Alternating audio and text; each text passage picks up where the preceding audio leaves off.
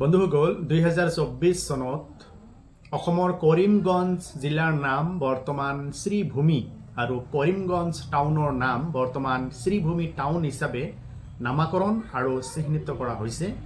এই সংক্ৰান্তত অসম চৰকাৰ আৰু ৰাজ্যপালৰ ফালৰ পৰা 22 অক্টোবৰ 2024 তাৰিখত এটা নটিফিকেশন জাৰি কৰা হয় আৰু নটিফিকেশন জাৰি কৰাৰ লগে লগে জিলা প্ৰশাসনে আগত কৰিমগঞ্জ লিখা আছিল, সেই কৰিমগঞ্জৰ ঠাইত বৰ্তমান শ্ৰীভূমি হিচাপে লিখা আৰম্ভ কৰিছে।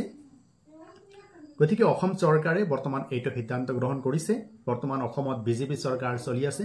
গতিকে বিজেপি চৰকাৰে যে এই কৰিমগঞ্জৰ নাম যে শ্ৰীভূমি কৰিছে, অকল এইটোৱে নহয়, ইয়াৰ আগতে অসমত কিছুমান আৰু উল্লেখযোগ্য কিছুমান কাম কৰি গৈছে। যেনেকুৱা চৰকাৰী যিবিলাক মাদ্ৰাছা আছিল, চৰকাৰী মাদ্ৰাছাবোৰ নাম পৰিৱৰ্তন কৰি দিছে, চৰকাৰী মাদ্ৰাছা বন্ধ কৰা হৈছে। মাদ্ৰাছা এডুকেশ্যন বোৰ্ড আছিল, সেইটো বন্ধ কৰি দিয়া হৈছে। গতিকে সিনিয়ৰ মাদ্ৰাছা আছিল অসমত, তাৰপিছত এৰাবিক কলেজ আছিল, সেইবোৰ বন্ধ কৰি দিয়া হৈছে আৰু সেইবোৰৰ নাম পৰিৱৰ্তন কৰা হৈছে। তাৰপিছত কাজী আইন, মুছলিমসকলৰ বাবে এটা উল্লেখযোগ্য আইন আছিল কাজী আইন, সেইটোক আপোনাৰ উঠাই দিয়া হৈছে।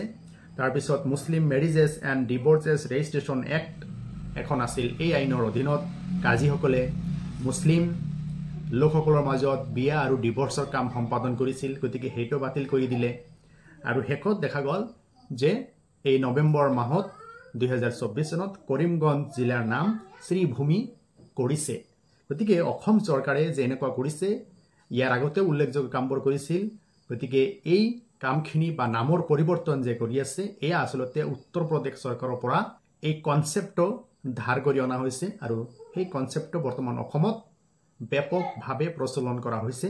ৰাইজৰ আকাংক্ষাৰ প্ৰতি কোনো ধৰণৰ গুৰুত্ব দিয়া নাই বৰ্তমান অসমত থকা বিজেপি চৰকাৰে।